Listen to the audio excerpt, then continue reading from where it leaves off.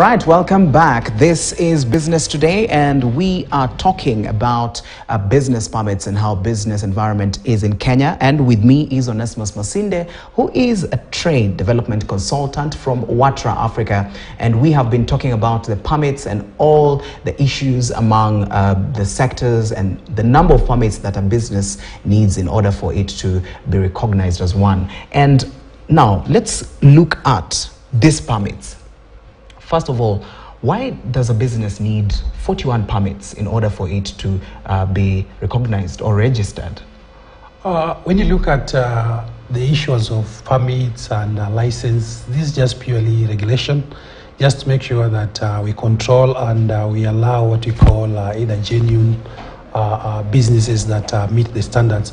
But now when you talk about the number of permits or the requirements that a business needs as a country for us to be competitive, even at a local level, we need to look at the number, the time, and when you look at the numbers of permits that I've shown, there are too many. You'll find that even the people with appetite to do business, the people with urge to do business, may not do business because of the number of requirements. For you to be able to get up to 41 licenses for you to enter into a business, you realize it's quite cumbersome. And then the way the government has structured itself, you find the concept of one-stop shop is not there. So for us moving forward as a country, both at national level, county levels, one, we must be able to simplify the procedure of startups. How do we start enterprises, whether at upper level, low level? And then what is the information that the entrepreneurs must know before they enter into business, so that at the end of the day, if there are services that we must consolidate, we have to consolidate. Like you'll find many a times when people enter into businesses, some of them have to go to professional association for issuance of either work permit or recognition certificate. Some of those things take time and they waste a lot of time. You find most of the foreigners who want to come and do business, they take time before they establish. So a foreigner, whether a foreigner or the local business, is happy with the time to start business, the time to enter business, because they also have that working capital that will allow them to go with their plans. But if you delay them, you realize that part of the capital they have, part of the resources they have, they're not be able to do this. So for us as a country to be very, very competitive, we must review how many licenses, how many requirements that one need to have before they enter business. And you must be able to simplify, consolidate them into what we call a one-stop shop. And where you know there is what we call government duplication of effort, we have to break them down to have what we call consolidated efforts. And some government entities must take the roles of others, so that at the end of the day, I don't need to go to 41 government agencies for me to start my businesses. We must be very, very competitive as other countries. I can give you a case study of countries that have succeeded from SME perspective, internationalization, and then they have internationalized their enterprises. Turkey is one of them. They have had a very good concept of moving SMEs from lower level, national level, into the international market. And that is something we can do today as a country. Let us look at how easy is it for one to do business from the local perspective even before we go to the international market. So we must work with what we call manageable number of licenses. Where we find difficulties, we just have to consolidate them as a country to move. Otherwise, the more we take time, the more the constraints, the more we block and lock away potential people who want to put resources either from the local perspective or international perspective. And when you talk about a manageable number of licenses, what is the ideal number that we are looking at? It will depend on the situation, particularly for those who want to come and do business from the foreign perspective. Should not be more than 10. Should not be more than 5, depending on the nature of the investment. Yes. Of course, there are other requirements that are very essential for one to start a business. But we must look at what is it that he must have for them to enter into this market. There are those issues. In fact, some of them are things like work permit. You find you get guys who are ready to put resources here, but the time you're taken to give them the work permit takes time. So how do we consolidate that? You find there are various government agencies doing one role. How do we consolidate these into one-stop shop, so that at the end of the day, I don't move to KTN Invest, I don't move to immigration, I don't move to KEBS. All these people have put their roles, and then you find it's just a certificate. What can be done by KTN Invest, what can be done by immigration can be consolidated. We must have a national office that can formalize enterprises that will want to come here. And at the county level, they must also simplify.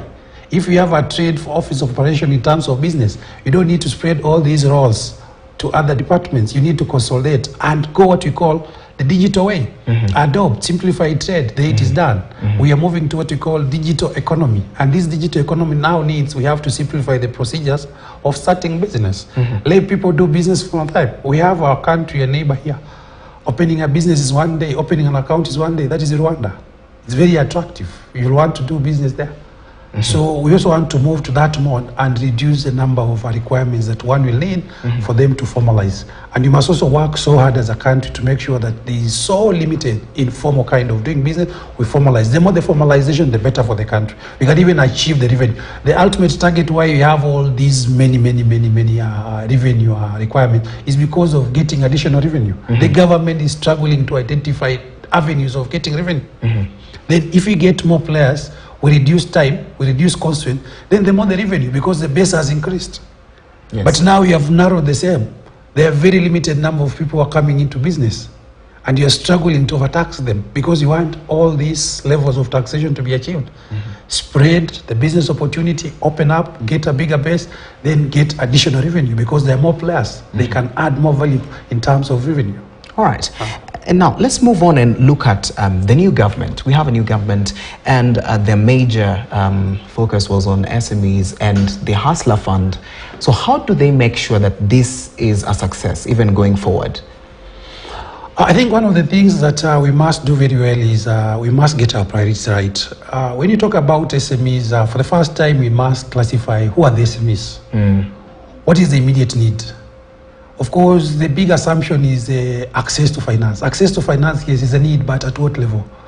One of the things we must do today to support the larger movement of SME is what we call enterprise knowledge, enterprise capacity, ability to sustain, ability to withstand enterprise pressure, enterprise freedom. That is what we need today in terms of supporting the SMEs.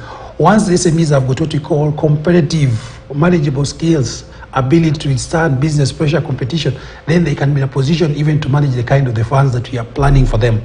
And then whatever funds that you have to give them, they must be tailored to what we call the products that can suit them, not just money available.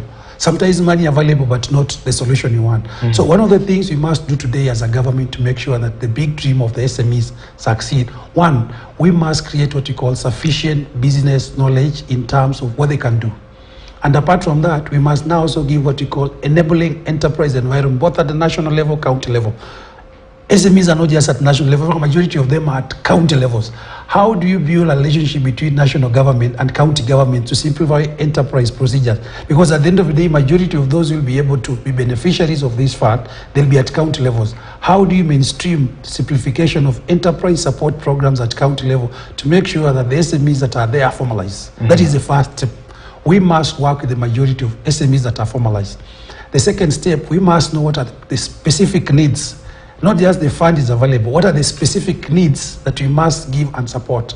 How do we support what we call market linkages? Because majority of them will go to enterprises. But at the end of the day, how do we make sure that we have what we call strong value chain market linkages that can add an ultimate value in terms of the investment they have? And then we must also build what we call the financial literacy, money management skill, the capacity and ability to manage resources in terms of finances. Sometimes they get, but the ability to manage is a big challenge. And that's why the other day the president was pushing the idea of savings. You have to save, but when you want to borrow, what informs you to borrow? And when you borrow, how do you utilize these funds and make sure that there is a sustained chain of repayment? So at the end of the day, the first thing is we must sensitize the SMEs of the government agenda. It must be very, very clear. What do they want to do with these SMEs? Two, they must understand the specific requirements of each levels of SMEs. That means we must classify SMEs based on the need. There are top layer SMEs, medium layer SMEs, and the micros. All these people have different needs. What are the needs that they want? Some don't need that money. Some only need structuring and capacity. Some need government relationship for them to succeed. Either they want to export, either they want to do international trade, either they want to go in contracts, either they want to go to joint ventures. They don't need the government fund. Already they have partners who can give them funds. But now at the lower level, the majority that we are looking at to give these funds, what must we do? And then the support must be gradual. That means the uptake must also be well-tailored, not just funds available, but well-tailored, and then they must also have what you call very specific tailored products that can support them. Sometimes that hustler fund should not just be a fund, but you'll have what you call basic tailored products that will fit into the kind of the needs that these people have. Some might want assets, some might not want the liquid cash. So there are all those issues the government must get right. And then the last thing, the government must also get it right, the national government. If they are working, how well do they coordinate within themselves to make sure that there's an environment to attract enterprise? Otherwise, it should not just be looked at as a function of an SME department. These are cross-cutting issues. And then the last thing that we've never got is as a country, how do you also look at the SME managed family enterprises in terms of succession? Majority of them die beyond the founder. How do you also align family-oriented SMEs into active, sustainable enterprises that can survive beyond family founders? Mm-hmm. Yeah. All right, thank you so much for joining us, Onesimus. All right, there you have it. Very passionate and talking about this ease of doing business in the country. Thank you for your time. All right, now SMEs are set to benefit from a special fund set up by the Kenya Development Company. The fund will avail funds ranging from 10 million shillings to 500